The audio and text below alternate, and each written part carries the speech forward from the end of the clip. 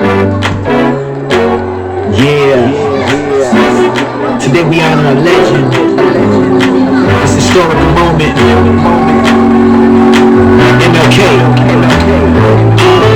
Martin Luther King Jr.'s life began like yours or mine. Born in Atlanta, Georgia in 1929. Martin Luther and Alberta Williams were his parents' names. With siblings Alfred and Willie, Christine Martin would play games at Ebenezer Baptist Church in Atlanta. They were raised. Their father was Minister King, where the congregation praised. Martin graduated from high school early at age 15. He went to Morehouse College, rooting knowledge, don't just a teen. He thorough protested slavery in 1849.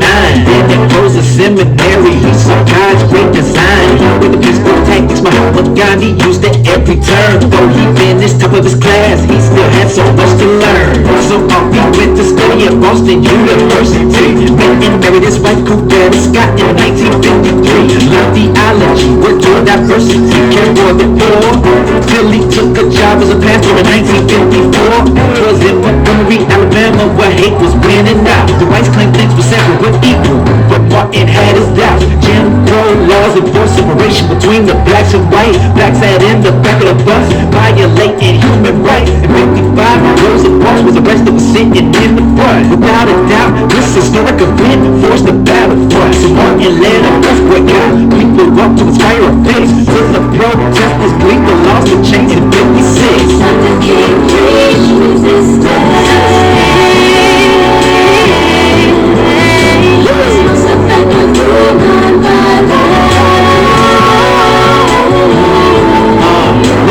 Martin continued to advocate for the NAACP's for the civil rights as he traveled through sea to sea. Next he led the Southern Christian Leadership Conference to help people toward the goal of fairness and tolerance. After Lincoln Memorial, he backed the Civil Rights Act, which later became a law that no one could redact.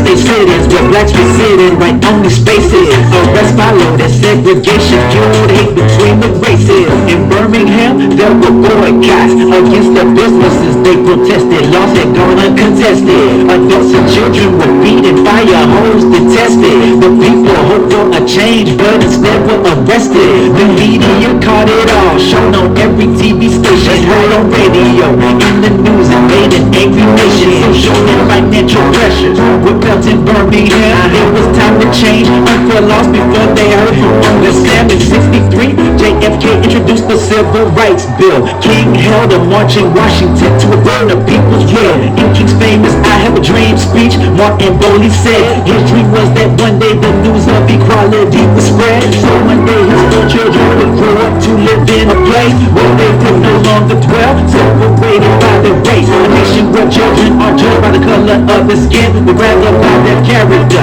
as it should have always been. Yeah. Dr. King preached resistance.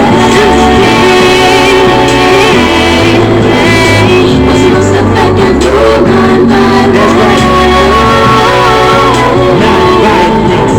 It's Dr. King's words were televised, inspired every nation. The Civil Rights Bill passed in 64, a righteous declaration. That same year Dr. King was honored, as was most deserved. Peaceful opposition was the way he always served. He was awarded the Nobel Peace Prize, though he had more to promote. Progress had been made, but still so hard for blacks to vote. In 65 he planned to march from Selma to Montgomery. State troopers tried to stop the track across the country. Right. President Johnson sent his federal troops for their protection, so they had the chance to voice their literacy, test objections. Not long after President Johnson signed the Voting Rights Act, giving all citizens equal rights to vote. As a matter of fact, Luther King Jr. had a dream to liberate, but soon he was assassinated in 1968. President Reagan ensured that his deeds would be retold. On the third Monday in January, a day we behold. Yeah, Martin Luther King Jr. Day is a national holiday.